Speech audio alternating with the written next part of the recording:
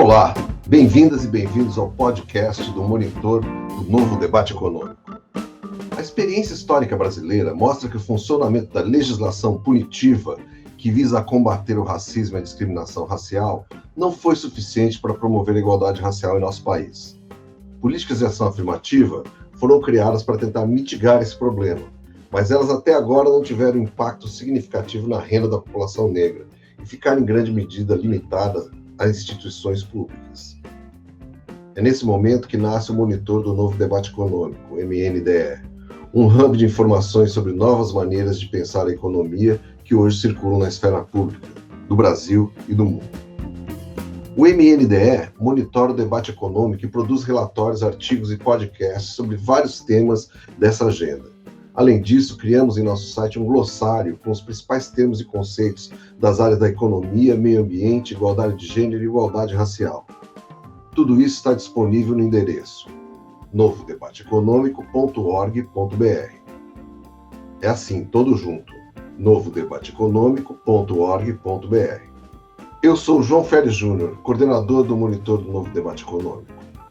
Nesse episódio, para debatermos o avanço da agenda da igualdade racial no mercado de trabalho, convidamos Michael França, doutor em Economia pela Universidade de São Paulo, pós-doutor pelo INSPER, colunista da Folha de São Paulo e membro do projeto A Cor da Desigualdade no Brasil, da Folha.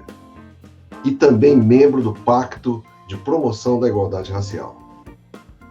Oi, Michael, tudo bem? É um prazer te receber aqui. Bem-vindo ao nosso podcast.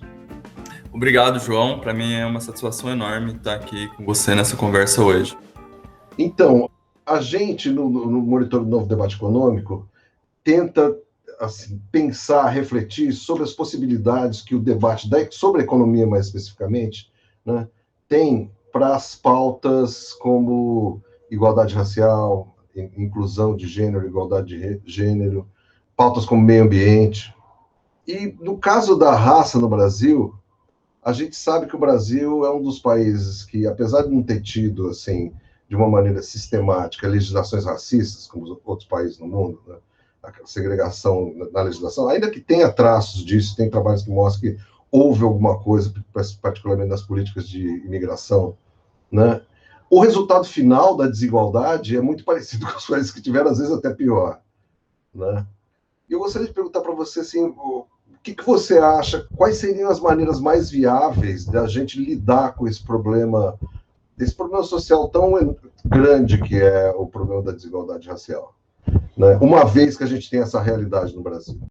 Ótimo, João. Eu penso que para lidar, né, com os desafios raciais é importante a gente cobrir uma agenda muito ampla, né, voltada tanto para iniciativas e políticas públicas, como também ter uma ampliação da conscientização, né, da sociedade, que a gente tem aí um grave problema a ser resolvido, tá?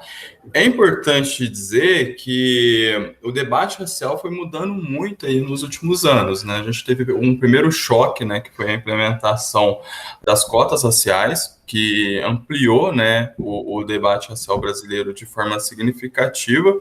Até então, o debate era reduzido ali a alguns grupos, né, alguns acadêmicos, os movimentos negros que tentavam, né, propor um debate racial, né, mais qualificado ali, mas com as cotas a gente teve uma ampliação significativa, né, foi um primeiro choque na sociedade brasileira de que a questão racial merecia ser discutida com maior cuidado. E no ano passado, com a pandemia, o caso do George Floyd, né, e toda essa repercussão que teve no mundo, a gente teve um segundo choque, né, de conscientização a respeito do debate racial e da sua importância.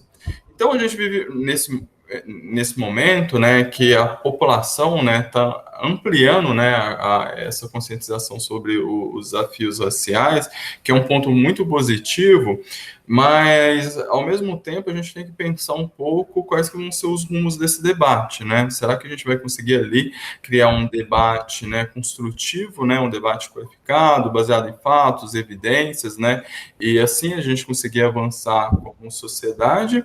Ou será que a gente não vai conseguir, né, criar um debate qualificado, né? Será que a gente vai ficar num debate até talvez meio polarizado, né?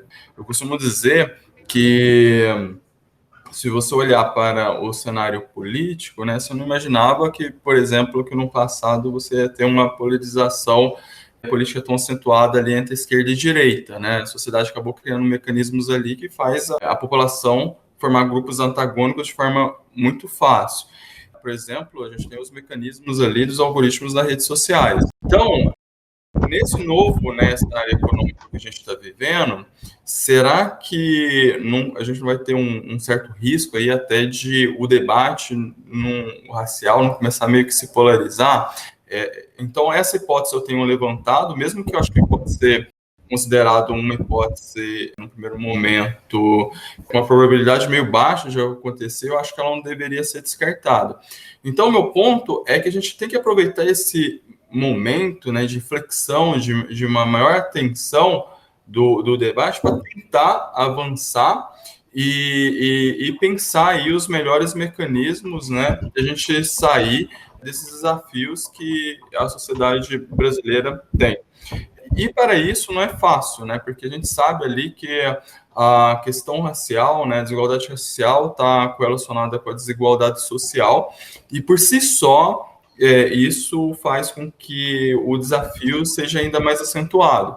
Então, por exemplo, se a gente pensar a questão da pobreza, a questão social, não é fácil você quebrar ali com o círculo geracional ali de perpetuação da pobreza. A gente tem uma pobreza estrutural no Brasil, né? Então, por máximo que a gente tenha ali toda uma série de políticas públicas no sentido de tentar mitigar o problema da pobreza no Brasil, ela, quando vem uma crise, né, a gente vê aí e joga milhares de pessoas para baixo da linha da pobreza novamente. A gente não está conseguindo, de uma forma sistemática, criar um mecanismo para tirar a população dessa situação.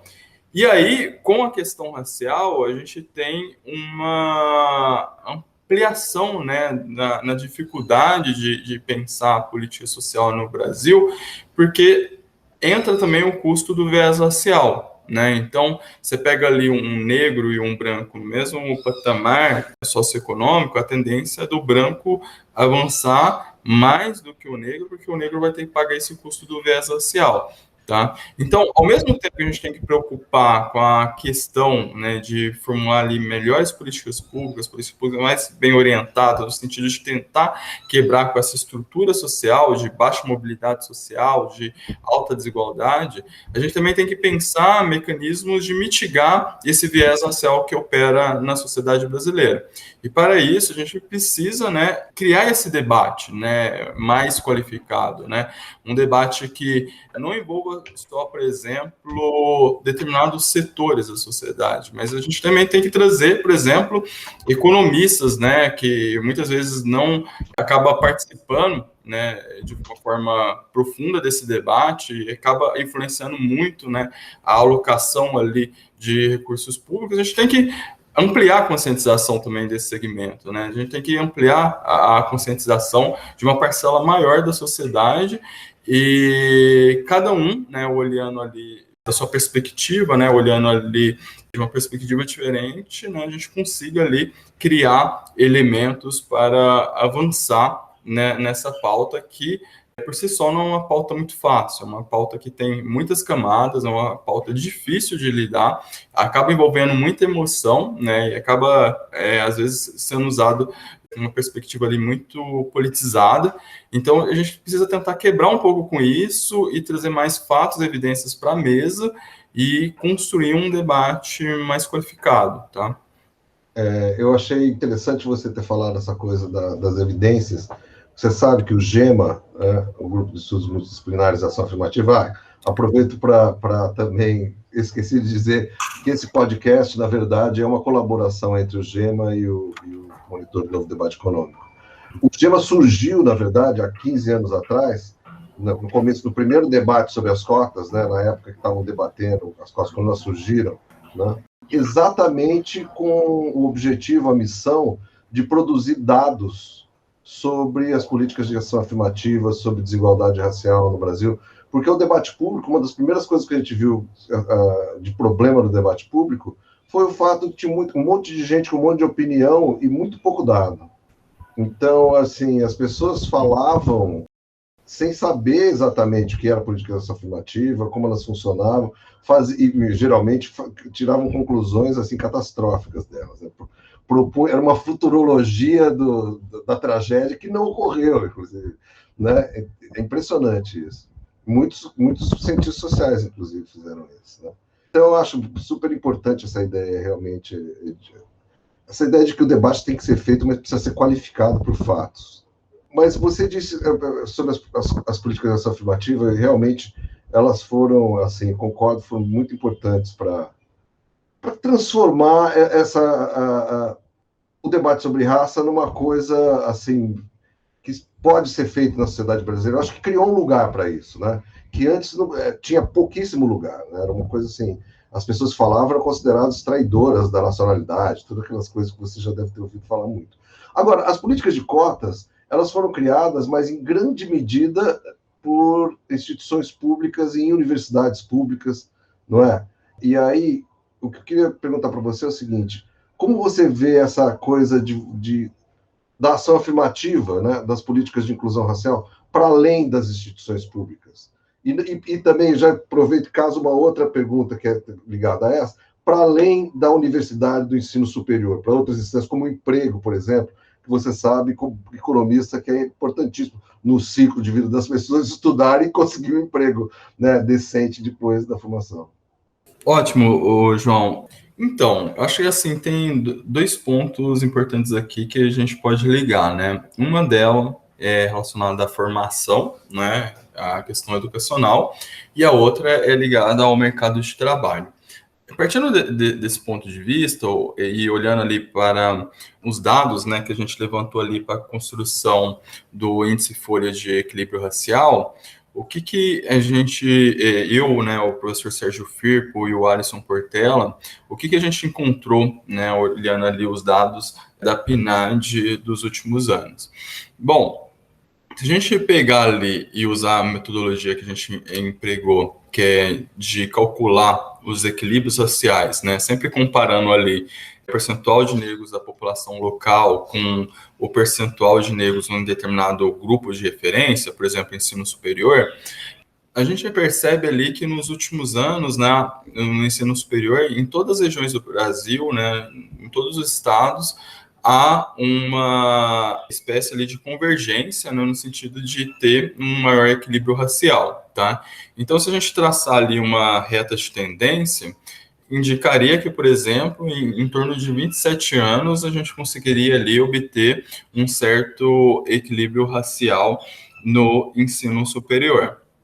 Agora, quando a gente olha para os rendimentos, a gente olhar ali para os 10%, por exemplo, da população mais rica de cada estado, a gente não nota convergência nenhuma, né? Então, ou seja, a gente conseguiu ampliar nos anos recentes, né, o acesso ao ensino superior, mas isso ainda não está se repercutindo no mercado de trabalho no sentido de permitir uma ascensão ali social mais significativa da população negra. Então, o que acontece? O mercado de trabalho brasileiro, ele tem ali uma série de barreiras, né, tanto diretas quanto indiretas. Por exemplo, você pode ter uma discriminação direta, você pode ter uma discriminação indireta, que pode afetar ali a probabilidade de ascensão do negro, né? Então, a gente tem que começar a avançar também nesse sentido de entender o comportamento, por exemplo, do mercado de trabalho formal brasileiro e criar mecanismos no sentido de dar uma maior igualdade de oportunidades entre brancos e negros, tá? Ô, Michael, desculpa te interromper, assim, só para traduzir em termos bem leigos assim, para os nossos ouvintes, o que você está dizendo basicamente é que houve uma melhora da escolaridade da população negra, mas não houve uma melhora salarial, de renda. Isso. Na média. A gente não percebe, por exemplo, um aumento a população negra não está conseguindo chegar nos 10% mais ricos. É meio que isso. Assim, não há tendência nenhuma em nenhum estado brasileiro. Mas o critério é chegar nos 10% mais ricos? É só isso o critério? Isso, nesse índice a gente olhou só os 10% mais ricos e os 20% mais ricos, tá? Então, o que a gente tem no mercado de trabalho formal brasileiro, por exemplo, determinadas vagas, né, ocupações, por exemplo, liderança, gerência, acaba sendo predominantemente representada ali por pessoas brancas, né, e acaba sendo também muitas vezes homens brancos e mais da elite, né, brasileira.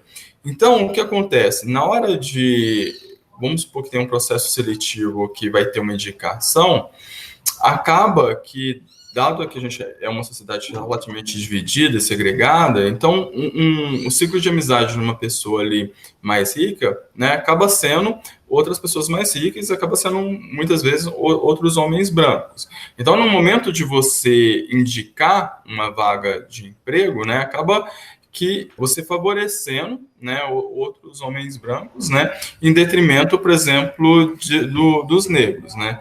Então, isso acaba gerando ali uma discriminação indireta, né, tanto que é uma discriminação ali, tanto racial, quanto de gênero, quanto de classe, né. Então, os negros, né, apesar de melhorando a formação, né, melhorando o nível educacional, ainda tem essas outras barreiras, né, para enfrentar, que é, por exemplo, uma barreira de rede de contato, né? Rede de contato acaba ajudando muito, afetando a probabilidade de conseguir um bom emprego ou não. Então, por exemplo, no setor privado, a gente tem que acelerar a construção, por exemplo, desse tipo de mecanismo, e criar mecanismo para tentar mitigar esse efeito.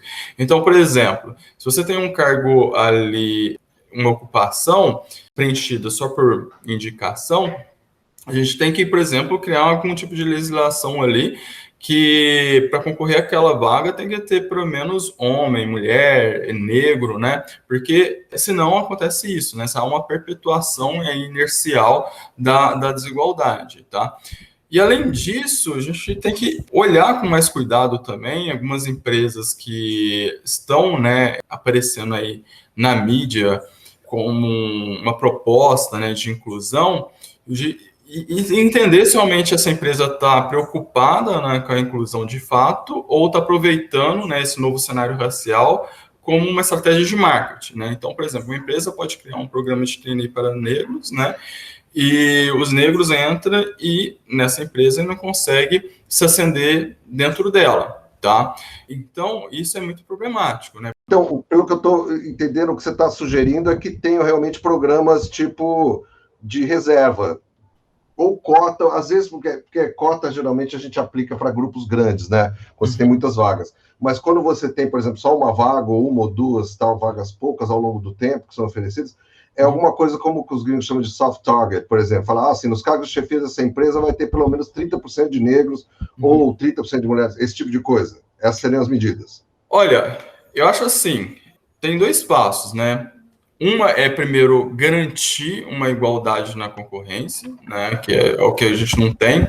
Por exemplo, esse é o fato, né? Se você tem ali determinados cargos que acaba sendo só disputado por pessoas brancas, o primeiro passo, e você não tem polêmica nenhuma aí, é fazer com que esses cargos tenham, para concorrer, tem que ter algum tipo de representatividade, que brancos e negros concorram àquela vaga. Então, a empresa pode fazer um esforço nesse sentido e deveria fazer um esforço nesse sentido, e não tem nada de polêmica aí, entendeu? É só a empresa correr um pouco mais atrás e... Para diversificar os candidatos, para começar, né? Para diversificar os candidatos. E isso as empresas ainda estão começando a se preocupar um pouco mais agora, entendeu? Mas já devia ter feito isso há muito tempo, para falar a verdade, entendeu?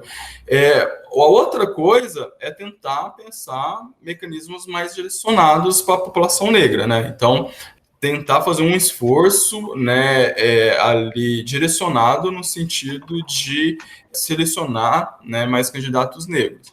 Então, são duas coisas diferentes, tá? Então, o primeiro passo talvez seja todas as empresas tentem fazer esse tipo de esforço, de garantir no mínimo ali uma concorrência, né, entre brancos e negros, né? E, em seguida, também tentar ampliar a diversidade nos seus quadros, tá? Ou seja, de fato, contratar mais negros. Né? Isso. Mas é importante, só terminar uma linha de raciocínio que estava começando. Então é o seguinte: então a empresa vai e contrata trainees negros, né? A gente sabe que o cenário racial está muito diferente, né? Se aqueceu muito e tem aí chance de aquecer ainda mais, e talvez em alguns anos esse debate pegar fogo no Brasil, tá? Dependendo como que evolui as coisas. Mas o ponto é que o cenário racial aqueceu. Então, por exemplo, a gente teve o caso no ano passado do Nubank, teve o caso do Carrefour, né? Então as empresas começaram a ficar muito preocupadas, né, com essa questão. Então o ponto é agora, né, se pega os CEOs, eu estou tendo muitas reuniões com CEOs no Brasil, né, por causa de uns projetos que eu estou tocando, né? Então isso entrou na mesa dos CEOs aqui do Brasil, né, do setor empresarial.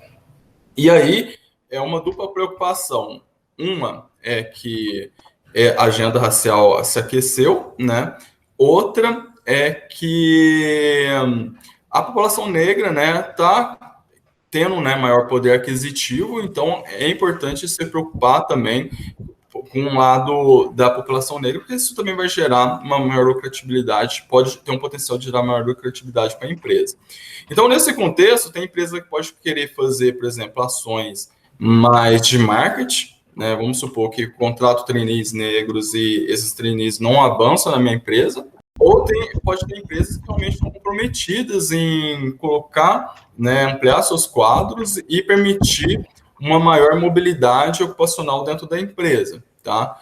Então, nesse cenário todo, o que é muito importante é essa questão de mapear e monitorar também ao longo do tempo, tá? Que nem você comentou, o GEMA já faz um esforço muito interessante nesse sentido, né, olhando para várias variáveis, né, como que elas estão evoluindo ali ao longo do tempo e contribuindo para o debate público com isso. O meu esforço e da minha equipe, né, nos últimos meses, está sendo tentar mapear isso, por exemplo, no mercado de trabalho formal brasileiro, como que estão os desequilíbrios raciais, e com isso é interessante porque, então, por exemplo, eu começo ali a mapear como que está o desequilíbrio racial de uma empresa, né, ao longo do tempo. Então, eu posso mostrar as empresas que estão melhorando, né, no sentido de ampliar a equidade racial, e aquelas empresas que não estão melhorando. Então, com isso, a gente consegue ver ali, por exemplo, os locais, empresas, né, e tentar entender as melhores práticas, né, no Brasil. Então, por exemplo, determinado estado, determinada cidade evoluiu muito.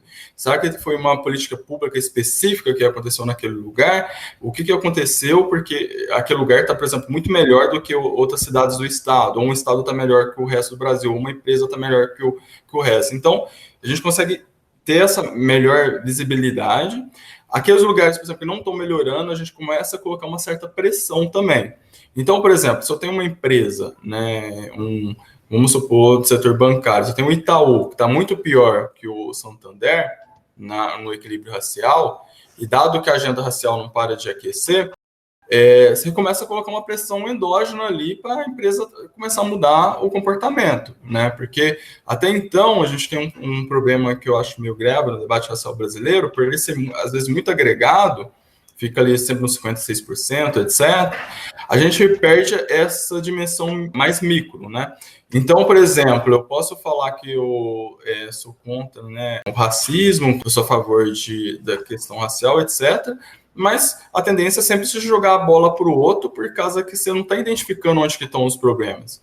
Tá? Então, a partir do momento que você começa a mostrar as empresas que estão mais desequilibradas, as cidades, os estados, você começa a gerar ali uma certa pressão. Tá? Você vai gerar pode gerar uma certa pressão no governador, tá? Que é isso que está acontecendo, por exemplo, com esse índice folha de equilíbrio racial. Tá gerando um debate em cima de alguns governadores, porque o estado está tão ruim, tá? Depois a gente pode avançar para cidades, e cidades no mesmo estado ver como é que está, para as empresas. Então, você acaba criando ali, pelo meio de uma informação, né? A gente tem uma simetria de informação, vamos dizer assim. Na hora que você dá maior transparência para o debate, você acaba gerando uma força econômica ali endógena para a mudança de comportamento. Então, é interessante você falar isso, porque eu ia tocar duas coisas relativas a isso, que é assim, Você falou como fazer, não é isso? E aí, como fazer do ponto de vista, que medidas adotar, mas e a questão política, ou seja, como fazer que isso entre na agenda pública, que entre na agenda das empresas e tudo mais. Você começou a tocar nesse assunto agora, né? Falando, porque é interessante, só queria colocar uma. Nós fizemos no GEMO um estudo sobre o debate das cotas, um dos maiores estudos que a gente fez, inclusive no começo, pelo menos, foi a gente analisou todos os textos publicados sobre cotas nos 3 jornalões, nos 2, no Globo e na Folha de São Paulo, né? Desde a primeira política de cota em 2003, a gente pegou 2002, acho que foi antes da política de cota, até 2012, quando foi aprovada a lei no Supremo Tribunal Federal da lei de cotas para as federais, né? Uhum. E foi impressionante a participação da mídia nesse primeiro momento do debate, porque assim, a Folha de São Paulo tem uma coisa, ela se por um lado serviu de plataforma para pessoal que era contra as cotas publicar as coisas deles, manifestos e tudo mais, ela também deu mais espaço para as pessoas que eram... Mais espaço não, relativamente não foi mais espaço, mas ela deu espaço para as pessoas que eram favoráveis. Agora, o Globo fez uma campanha contra as cotas. O Globo, assim, agiu de uma maneira muito enviesada. Inclusive com o editor-chefe das organizações Globo, Ali Camel, escrevendo um livro chamado Não Somos Racistas. Você sabe que o único objetivo do livro era bombardear a ideia de cotas raciais no Brasil, né? E prefaciado pela Ivone Magui, Peter Fry, toda aquela coisa. Então a mídia teve naquele momento assim um papel que foi mais deletério propriamente do que um papel de legitimar uma posição de defesa. Eu acho muito interessante que a Folha de São Paulo esteja bancando essa iniciativa agora. Mas a minha impressão é que até o Globo mudou um pouco de postura, assim, não está fazendo não voltou a carga contra as políticas de cotas raciais, ainda mais que nós vamos ter revisão, né, o ano que vem, você sabe disso. Uhum. Né? Eu acho que eu queria que você comentasse isso também, ou seja, o debate me parece que mudou na mídia em relação a isso. Ótimo. Em relação a cotas, por exemplo, até escrevi na minha penúltima coluna na Folha de São Paulo foi sobre a revisão das cotas, né? Mas, enfim, esse ponto que você comentou sobre mudança no debate, eu acho que é um ponto importantíssimo. E é algo que entra naquele cenário que eu comentei contigo, que a questão racial, né, o debate racial brasileiro não só aqueceu, mas como tem elementos que eu acho que pode fazer com que se aqueça ainda muito mais nos próximos anos, tá? Então, tentando sintetizar aqui ao máximo a linha de raciocínio, eu tenho discutido, né, tenho levantado o seguinte ponto, que o Brasil vive um novo cenário racial, tá? Já tem uma mudança estrutural no cenário racial brasileiro, e por uma série de motivos, tá? Então, um dos primeiros motivos que eu cito é a questão, por exemplo, da mudança na identificação racial, né? Os brasileiros começaram a se declarar mais como negros. Então, se você pega ali na década de 80, 90, ainda tinha aquele processo, né, histórico ali de muitos negros, às vezes, querer se embranquecer no sentido de ascensão social, tá? Eu cito muito os setores do movimento negro, que lançou ali no censo de 1991 uma campanha Não Deixe Sua Cor Passar em Branco, tá? Por causa que acontecia isso, né, de os negros... a identidade negra era tão desvalorizada, né, que os negros viam muito assim como uma forma de ascender socialmente, deveria ali se unir, né, se aproximar à identidade branca, tá? E gerava uma subnotificação, né? Isso, exato. Depois das cotas, essa ampliação gigantesca, né, do debate racial, houve um processo ali de uma maior conscientização, né, das questões raciais. Os negros começaram a absorver também um pouco mais de literatura, né, de informação sobre a questão racial, e começou esse processo dos negros querer se declarar como negros, né, se afirmar a identidade negra, né. Então, antes aquele cara que declarava como branco começou a declarar como pardo, muitas pessoas que se declaravam como pardos começaram a se declarar como pretos, né? Negro, que durante um bom tempo, né, em vários setores da sociedade brasileira, às vezes era considerado ofensivo chamar outra pessoa meio de negro. Agora você tem esse processo de valorização sistemática da identidade negra, né? Das pessoas quererem que chamam, não, às vezes não só de negro, mas de preto. Então, todo esse processo, né, de valorização da identidade negra, de maior declaração também das pessoas como negros, você tem aí a formação, né, de um grupo cada vez mais coeso e mais organizado, né, na sociedade brasileira. Tá? Ao mesmo tempo, a cotas não teve só esse impacto, essa externalidade na autodeclaração, ela teve uma externalidade também na formação de um novo público pensante no Brasil, né? Porque se pensar ali na década de 90, o ensino superior brasileiro era basicamente só uma coisa de elite, né? Então, as cotas permitiu ali o acesso, né, de pessoas pobres, mais pobres, pessoas negras, né, ao ensino superior, e consequentemente, você vem aí novas narrativas, né? Então, eu costumo falar o seguinte, o que aconteceu no caso americano, já lá nos anos 1900, né, com a formação de uma elite intelectual negra, e que depois teve um impacto gigantesco ali no movimento dos direitos civis, né, em 40, 50, 60, no Brasil meio que está acontecendo agora, tá? Essa formação, né, dessa nova elite intelectual negra, de milhares aí de jovens saindo das universidades com outro posicionamento, né? Então, ao mesmo tempo, isso tem gerado aí diversas novas lideranças, né, no debate público brasileiro, tá? Então, você pega aí algumas figuras negras, né? Você pensasse há 10, 20 anos atrás, você não tinha isso no debate público. Agora tem, não só tem, mas tem crescido de forma sistemática, tá? O movimento negro não para de crescer, tá? Não para de se organizar também, né? E se estruturar. Tá? Então, você pega aí grupos, né, de pessoas negras cada vez mais se reunindo, né, formando atividades em conjunto, né, e aí a gente teve também um impacto da Covid-19, do caso de George Floyd, etc., também, que elevou, né, esse nível de conscientização e abriu mais espaço, né, para intelectuais negros expor seu posicionamento, tá? Então, o fato é que é uma mudança muito rápida, né? Eu acho que não tem sido observada talvez com o cuidado que merece, tá? Então, a gente está falando aqui de um novo player, né, no debate político brasileiro, né? A gente está falando, por exemplo, dos movimentos negros aqui, que não só está começando a ditar alguns cenários, algumas pautas, né, do debate público, como eu acho que tem muito potencial, assim, ser um grande influenciador do debate público brasileiro aí nos próximos anos, tá? E uma coisa que não tem que perder de vista é que, assim, o negro no Brasil tem um sentimento de rancor, tá? Esse sentimento de rancor por causa das injustiças sociais que passam, né? E muitas vezes esse sentimento não é muito percebido, né? Porque as pessoas negras estão muito ali, né? Mais preocupadas em se ascender socialmente, em avançar. Mas o ponto é que já tem negros assumindo várias, né, posições chaves, né, na sociedade brasileira.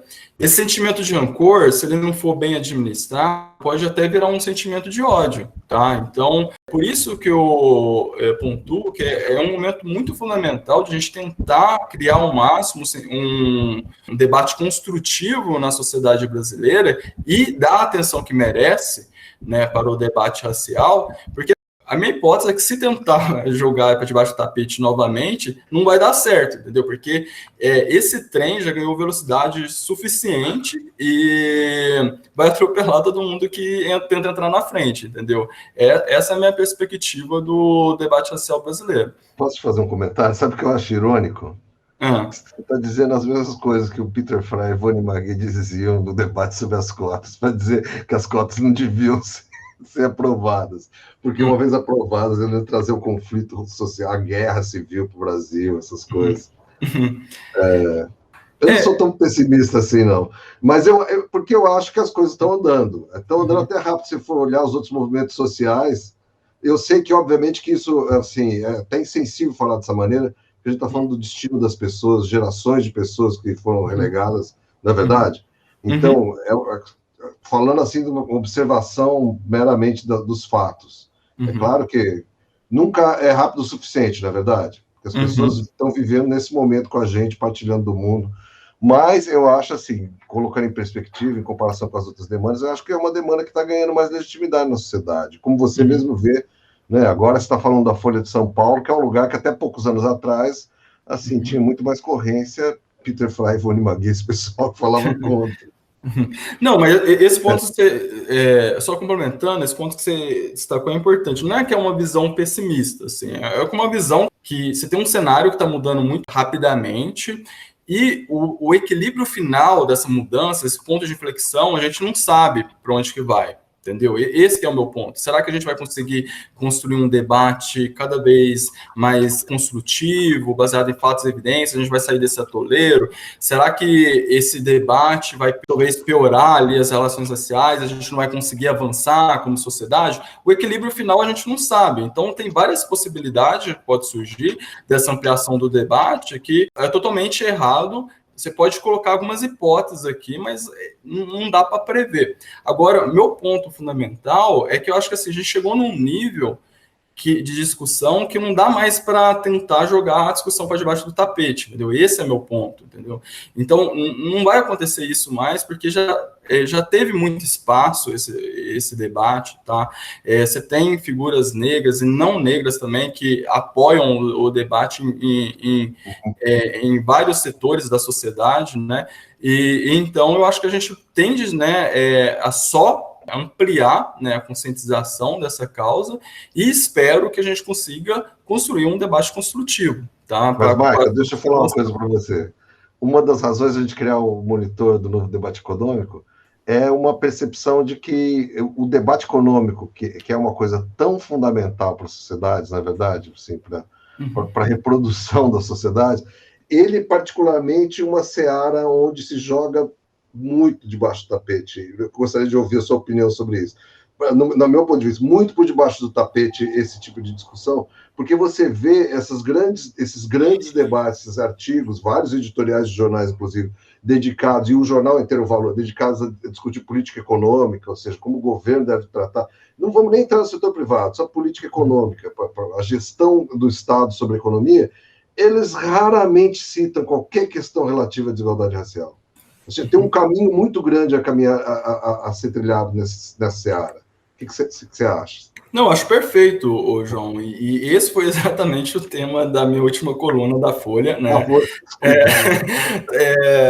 Sobre erros de cobertura da imprensa, né? Então, o que eu trouxe lá, a discussão é o seguinte, né? Infelizmente, por exemplo, o debate público brasileiro, quando você abre os jornais, você vê ali informação muito sobre PIB, inflação, Banco Central, né?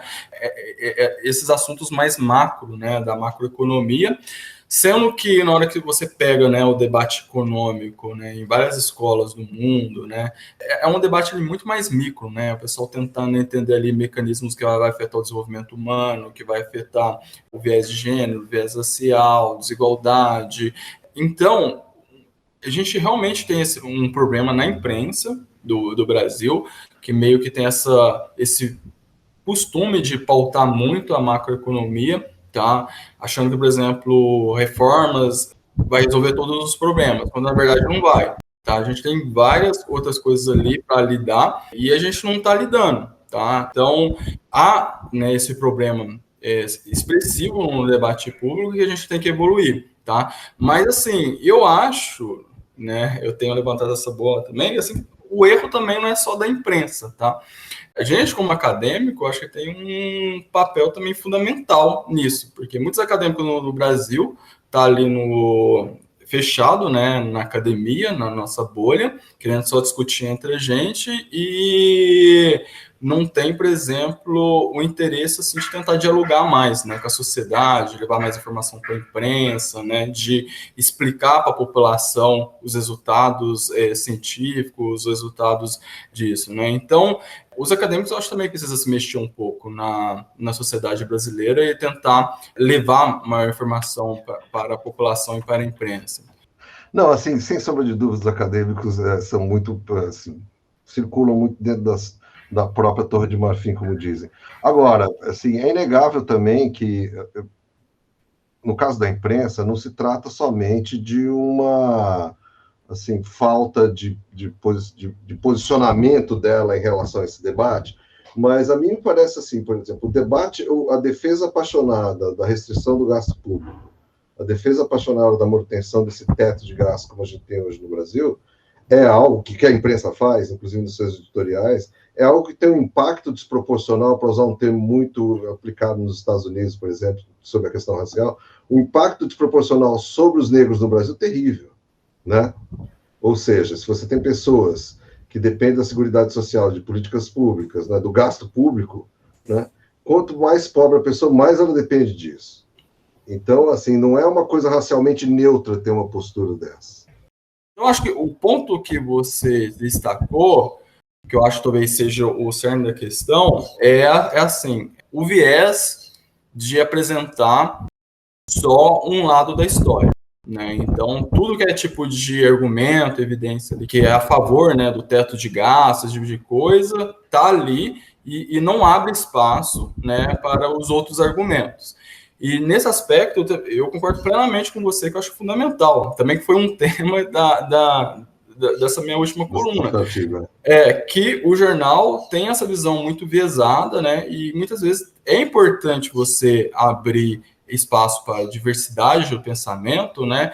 Porque muitas vezes o economista ou o cientista social que for está ali usando meio que um anteparo da ciência, né, no sentido de defender as suas ideologias, né? Então, e a outra coisa é que eu costumo falar que, ironicamente, né, dependendo do que você for perguntar para um economista, pode ser que, para um fato objetivo, se você perguntar ali para 10 economistas a opinião para esse fato objetivo, você tem 15 respostas diferentes, entendeu?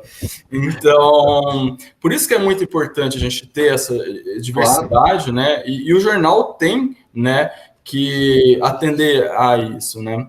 E quando ele não atende a isso, ele está falhando, ele está sendo viesado, né? E influenciando negativamente o debate público. Concordo em gênero número. Uhum. Bom, Michael França, gostaria de te agradecer profundamente, imensamente pela participação. Acho que a gente teve um debate super legal aqui, uma conversa. Uhum. Eu acabei de conversar com o Michael França, que é doutor em Economia pela USP, Universidade de São Paulo, pós-doutor pelo INSPER, colunista da Folha de São Paulo e membro do projeto Acordo da Desigualdade no Brasil, da Folha, e do Pacto da Promoção da Igualdade Racial. Queria te convidar para fazer as últimas palavras. Não, imagina, a conversa foi ótima, João, e eu gostaria de parabenizar o Gema pelo tudo que tem feito, tá? É um trabalho sensacional, eu acompanho há algum tempo, tá? E dizer que eu estou na torcida por vocês, tá? E basicamente é isso. Obrigadão, viu? Foi um prazer. O prazer foi todo meu. Espero que você participe de atividades futuras nossas aí. Tchau, tchau. Tchau, tchau. É isso. Esse foi mais um podcast do Monitor do Novo Debate Econômico. Caso você queira entrar em contato conosco ou ter mais informações sobre o Monitor, visite o site novodebateeconomico.org.br e siga nossos perfis nas redes sociais. O MNDE é sediado no Instituto de Estudos Sociais e Políticos da UERJ, o IESP. Ele é um projeto do LEMEP, Laboratório de Estudos da Mídia e da Esfera Pública. Temos parceria com o Modern Monetary Theory, MMT, com o Centro Brasil no Clima, com o Grupo de Estudos Multidisciplinares da Ação Afirmativa, GEMA, com o Pluraliza e com o Instituto Política por, de e para Mulheres. Muito obrigado a todas e a todas e até o próximo episódio.